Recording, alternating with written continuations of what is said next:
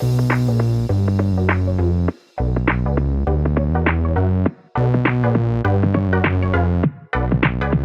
everybody to another episode of Chris and Dave's Reality TV Cast. I'm one of your hosts, Chris, and my co-host and very good friend is Dave. Hey there, Chris, and hello to our listeners out there. Welcome to Chris and Dave's Reality TV Cast. We are covering Love Island UK Season 9, Episode 21.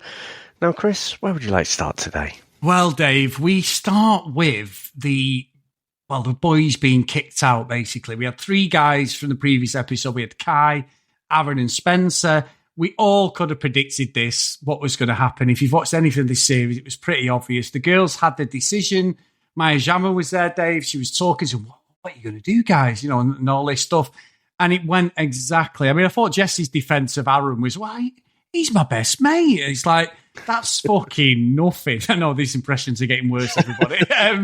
But he was nothing. But it's always like, Jesse, keep quiet. Aaron's going. And as predicted, Aaron and Spencer left, Dave. No surprises there. And I felt it was going to happen. But what made me laugh, Dave, was it's like, they're all there. And like, why are we even bothering with this? The other two are not with anyone. They've made no effort, really.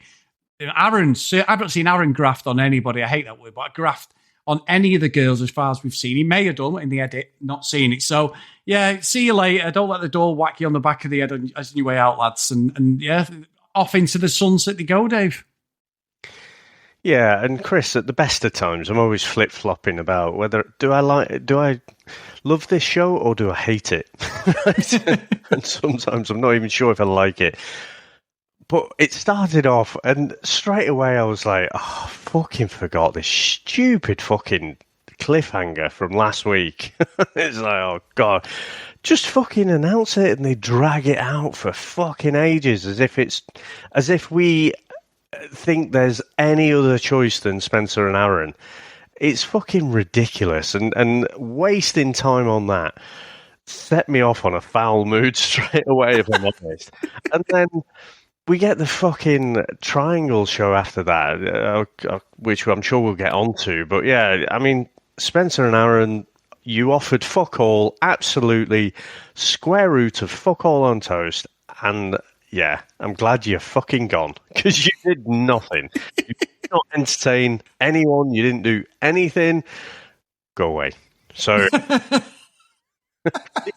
the only bit of interest that kind of came out of that was Tanielle said something. I couldn't quite tell what she said, but it didn't really matter what she said because Olivia, you know, is keen to go talking to everyone else, Lana in particular, about the things that Tanielle said, and it's like, Spencer's not even gone yet. And I'm liking this bit of a beef that's starting up between Olivia, and I'm sure Zara's probably at home going, see, wasn't me. It was not me. So yeah, I mean, what did you think of that little spat that they had? Well, I like Tanya. I know she's got people online that don't like her, whatever, but I think she's been pretty much straight down the line. She's been good. Olivia's just playing the game. She's absolutely fake. She gets any airtime when it's her. We get in, like, when she even at the end, she's got to go on and fucking on, and she just drones on in that monotone voice.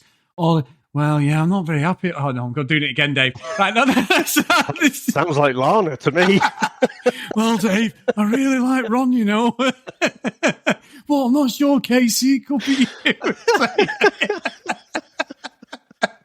If Lana ever listens to this, she's going to be like, what a prick he is. But no, she just fucking annoys me, Olivia. She's just so fake and bollocks. You know, Kai, she picks. But the Tanielle situation, I was like, I don't know what the hell I'm watching. I've got to be honest, Dave. I thought this was the worst episode of the series. I was like, what are we watching again for the fucking? So this is the 21st episode, and for 18 episodes at least, we've had Ron and Lana. Fucking day 38 in the Big Brother house. It's fucking Ron and Lana again. I don't care. And I thought Tanya was fine. I'm the same you. I don't understand what this beef was about. It's the usual. I think it was to do with when Liv pulled Lana for stating the bleeding obvious when she was like, did you see the kiss, Tanya? You know, and it was like, you know, all that. Oh, that's shit. That's what it was about, I think. And that's what it come from. But yeah, Liv is one of the most... I don't know why, Dave. She just really pushes my buttons because I think we've seen this type of character, whether it's the boys or the girls come in here, and they're playing a game, they're manipulating the situation. Luca Bish, who fucking shags fish and all that shit, he did it last year. Get her with Gemma Owen. She's the most, she's got a backing behind her already. She's got a famous dad and all that, and that's exactly what he did. And all right, nurtured into a relationship. They're not together now. Shock, horror. But I think more than anything, she's playing the game. She's a wannabe. Luca was a wannabe last year. He only went out with people who were like influencers and had like some sort of following. She's just there for the clicks, Dave. And I just, it's weird because, like you said about the cliffhanger, what I'm really struggling with, the cliffhangers, there's no weight behind them because nobody cares about any of the couples at the moment. There's no real couples where Tanya and Shaq were the ones, and unfortunately, Shaq shot himself in the foot slightly in the other episode. Hopefully, he'll redeem himself and they'll get back on track. But I think other than that, Will and Jesse have had no screen time. Will has literally been redundant. He's been in their Aaron fucking shed for 5 days. I think he's been on a different holiday to the rest of it because we've hardly seen him. So I really think the producers just not reading the room. They're investing far too much time on some of the shittest and boringest fucking contestants I've seen in Love Island history. The only other thing I can think is maybe the other stuff's worse. maybe this is the best that they've got. And I can't shake that nagging feeling that, the magic of when people are really led by their gut and being genuine in that, or close to genuine, or, not as good at pretending, if you like, are maybe gone, and we're just left with these influencers who are good and are just constantly thinking about how they come across. And then like less than 5% is actually authentic. But yeah, I mean, Olivia is so very obvious in the game playing and tactics. But I did like how when she was with Tanyel, and Tanyel's having none of it. I wouldn't want to cross her either. And Olivia's like, well, I don't want you to think that I'm talking behind your back or anything. And I was thinking, well, that is why you sat down right now, because that is what you're doing. So it's like, I didn't really understand that. It's like, you should have just left the conversation there rather than deny something that is the very reason why you're there. So, yeah, I think it's one to look at that, just that little beef and see whether anything happens. But I think, again, I said it when Olivia was having the beef with Zara. You've got to hand it to Olivia. She's fucking good at manipulating people and situations, isn't she? She's good at doing that. And like no one really calls her out on it at all, but she'll be whispering off in corners, get other people to do what she wants them to do. So, yeah, I mean, I have to say, Chris, I do think that Kai, I think I said this last week, Kai genuinely to me does look happier than we'd seen him when he got together with Olivia. He's got this silly shit-eating grin on his face all the time, and so still boring, but he does seem to look visibly happier than he was. Yeah, and I think you're right, Dave, and I think, unfortunately, Kai's in for a shock when he gets out the villa, because this is a holiday romance, Kai. I do not believe for a second that they are going to last, Dave. I really don't. And I know I've slated Kai a few times, but I'm with you, Dave. It's like that. It's like car crash TV that it's coming, and I think what might happen here, Dave, and this is painting me in a bad light because I'm totally going at Olivia, but I think Olivia could be the one in Casa Amor, Dave, not Kai, to turn. I think he the way it's looking, only in these last couple of episodes after you pointed it out, I think he's all in. He's all in here, Dave. So, yeah, this is going to be a great fallout if we do get Casa Amor. I'm a bastard, I know, but fucking brilliant. Do you think, though, I mean, it depends how deep she thinks that relationship is. I think she is smart. I think she's very manipulative, and like I say, you can see it when someone's taking game playing to that level. But I don't know. So if she thinks it's there's a future with Kai and she might have a chance of winning, she might stick around. But I mean, the thing I think will happen in Casa Amor is that, well, you've got, what is it, 5 or 6 lads, and they're all, I'm going to use the word, Chris, grafting to get a fucking golden ticket to get back into that villa. So you're going to see a lot of the guys talking to Olivia about, oh, you're so funny, you're absolutely stunning, and blah, blah, blah, just fucking showering her with compliments, and she'll be, tilting her head to the side, flicking her hair, giving the baby voice, oh, what do you really like about me? Tell me more about me. I could see it happening for sure. She, despite the gameplay, the obvious narcissism is the overriding factor there. But Chris, we can't really avoid it, I'm afraid. I mean, you've touched on it a little bit there. Pretty much the whole fucking episode was all geared towards this recoupling. And to be fair, I think, right, I said about Friday's cliffhanger, utter waste of time. Aaron and Spencer were going. Everyone knows it. They could have used their cliffhanger card here for what is Lana going to do. Yes.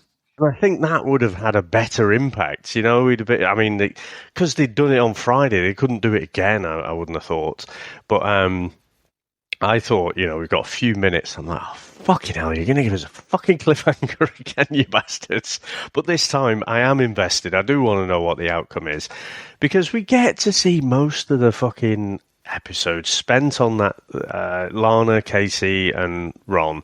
Still think everything Ron's doing, it's like it's a competition. Lana is irrelevant to this. It's a competition between him and Casey. I thought for most of the episode that Lana was still going to end up going back. And I thought, fucking hell, producers, you're giving us all this. You're giving us all the evidence as to why she should go with Casey. I had to say, Chris, fucking Tom comes out of the shadows. Yes. And fucking lays it right down there. I mean, I don't think I've heard bro code used in this season, but I mean, any kind of bro code went out the fucking window. He's like, call him Slimy Ron and everything. I'm like, fucking hell, where did this come from? So, I mean, I don't think we had to waste quite so much time on that triangle, but the best bit of the episode for me was when Tom just completely threw Ron under the bus. I loved it. He said, didn't he? He said, you're like a little sister. You've got to do the right thing, blah, blah, blah. Ron, when he said Ron Slimy, I was like, hang on a minute. Let me just rewind that again. And he did.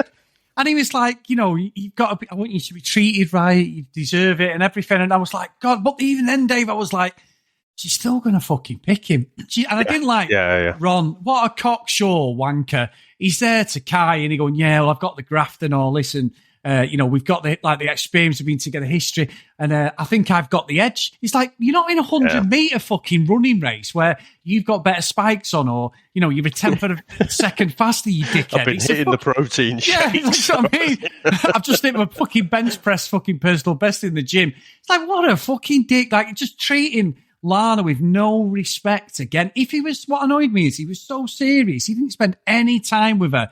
And she was always with Casey, and her dialogue, though, Dave, like you said, was all laying into it. And I think Tom was the one who actually swayed her to think about herself properly. I really do. As much as we call Tom, and quite rightly, because he has been a bellend, fair play to him for what he did there. He did not. I mean, there's going to be fallout to that anyway, hopefully, and we're going to find that out, and maybe that'll be on like the chalkboard game thing they do, where they, the caption thing, and they'll find out who said that. But God, that'd be great. That'd be great. That'd play into Love Island special. But what I would say, Dave, I'm not happy with the fact that, one, I thought there was going to be a cliffhanger, and we were all speculating on Discord, weren't we, going, it's fucking cliffhanger again. It get closer and closer to 10 o'clock. It was like 9:57. I'm like, oh, for fuck's sake, we're going to get and then we didn't.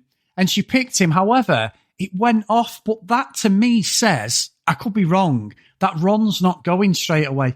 And then we've got a producer manipulation, because why wouldn't they play all this out and get rid of him? They never said who's going, did they? It was like, potentially. So I don't understand why we've got this thing where Ron's left in the cold. I think Ron's going to stay, Dave. I really do. And at the next recoupling, you'll see that Tanielle will probably pick him and he stays in again. And then maybe they get back together, him and Lana. I don't know. But we've not seen the last of Ron at all. 100% not. I would quite happily see him gone. But I don't think. I think you're right. I don't think that we would have seen the pack your suitcase and go talk. Yeah. So I do think. I still think she's going to end up back with him. I do. I think the whole Tom thing, and it was quite close to the recoupling as well. So all of that was fresh in her head. Before that, I still think she's going to pick Ron because of all the history, Chris. All that fucking history, all that 2 weeks. But yeah, Ron's not going anywhere. It's going to be the old, we've got 2 new bombshells coming in, and Ron, you're going to go on a date with them both, or something like that. When they were going to get rid of Moira, but decided, she's too good to get rid of, so we'll bring in 2 bombshells and she'll go off on a date to keep her in. They'll do something like that, but it makes a bit of a mockery of the whole thing, and so... Yeah, agreed completely. Should be gone, won't be gone. Yeah, I think so. Now, Dave, we have had a few emails. Now, a couple of these are from the back end of last week, so we're going to just go through them. But we have had a voicemail from our good friend Ed, Dave, so I'm just going to play this one. So, here we go. Afternoon, gents. I've just watched Thursday's episode of Love Island. Re-downloaded the Love Island app, logged in, went to see which boy I wanted to save, clicked through them all, and to paraphrase Keith from The Office, or more, don't care. Any of them can go. I wouldn't care. I suspect Spencer will go because usually the more upper class people get pretty short shrift on Love Island. By comparison, the girls, I think almost all of them have a sort of part to play and are all quite interesting. I feel like Sammy's been a bit hard done by, almost to the extent where I wonder when she came in, if it was almost they were telling Ron and others to sort of go for her. I'm not quite sure why Ron's sort of seemingly done a 180 and now sort of ignoring her. And yeah, some of the musical chairs is a bit odd. Kai and Olivia, not quite sure what's going on there. Kai is just absolutely boring me to tears. Okay, good to speak, bye. Well, Chris, can't disagree with any of that. I think he's bang on there. But I believe in the style of Columbo, I believe there's just one more thing, isn't there? And that's funny. It's like you've always read the email, and he then sent an email on the back of the voicemail. So thank you, Ed. It says, the kissing challenge. I think Tanya overreacted a bit, but Shaq blew it way out of proportion. If Tanya wants to go for it with every kiss for a self-esteem boost of winning, then as Chris would say, fair fucks to her. The only time Shaq would have a case would be if she really went for it with another 1 or 2 she happened to fancy. But if she's consistent with everyone, that's fair game. What Tanielle did with Ron was a bit more interesting by comparison, but the invisible hand of the producer getting Olivia to make a big deal of it was still a little too forced and over the top. Cheers, Ed. So thanks for that, Ed. I think he's right there, Dave. Yeah, I think we've seen it a lot this season, haven't we? That it just has that towy feel, has that set-up feel, and just some of the conversations are just so unnatural and set up. So yeah, I think there's a lot more going on, it seems. So it's either that there's a lot more going on, or they're just not as good at making it seem like it's natural. Whether that's with the actual production, whether that's with the editing team, I'm not sure. But I think the worst one was when Will sat down with everyone and told him about Ellie's kiss with Tom. I mean, that was just like, oh, for fuck's sake, guys, you're not even trying. Because they literally sat down and then he said it almost straight away. It was like, well, can't you just say, on the back end of a joke, but that's a real nice ski mask. And then, go into, oh, by the way, did you know, don't tell anyone, but Ellie and Tom kissed. So, yeah, I just thought it was, that was a nonsense. And yeah, Olivia, I think Olivia's definitely a producer's favourite, isn't she? She gets lots of screen time and she gets lots of storylines. And I'm with you. Producer's hands all over it. Yeah, like Ekin-Su, I think. So the next one, Dave's from Anna. And she's put, what cliffhanger? An even worse cliffhanger that is not a cliffhanger. Can anyone honestly see anyone but Kai saved on this one? I don't think we'd notice much difference if any of them go anyway. I was really hoping Ron would be in the mix, but he's got off scot-free again. My favourite moment of the night was Kai posing in his selfie frame while he was waiting for Olivia. What a plank. If Lana chooses Messi Ron, I want them dumped from the island. That would be such a poor decision to let him off with all the crap he's put her through. He's only grafting because he's got competition, and that's from Anna Day. So that was sent on Saturday after Friday's episode. So thanks, Anna. And I think she's pretty much what we'd said as well, Dave, on the money there. Yeah, 100%. Like I say, they just wasted a cliffhanger. There was no cliff. There was no. It's not even that. It was like, you've got cliffhangers in the week where oh God, I've got to wait, 23 hours until I find out what the resolution of it is. But this was a Friday night cliffhanger as well, so you've got a missing day. You've got to wait Sunday night. So when those things have real impact, you're like, oh God, I'm wishing my weekend away, and you don't want to, but that's because you love what's kind of going on at that time. But yeah, this one was complete non-event, was it? Yeah. The next one's from Andy. He's put, Chris and Dave, the main reason my wife and I subscribed to a VPN was to watch Love Island and stay current with your podcast. Otherwise, we'd be 2 weeks behind in the US. So, he puts, Shaq. Even before the kissing game, Tanya has acted less committed to the relationship than Shaq. She's repeatedly said she's open to getting to know other people, but nobody has come in for her. Everybody thinks she's taken. Does she like Shaq? Yes. Does she love him? It's only been 3 weeks. She's playing the game, and it's easier to say she loves him than explain how she really feels. I think Shaq is getting possessive because, well, the relationship isn't as strong as what he wants it to be, so he's trying to force it. That is leading to the red flag behaviour that Dave noticed. The defensive lashing out, feeling disrespected, wanting to control her feelings, etc.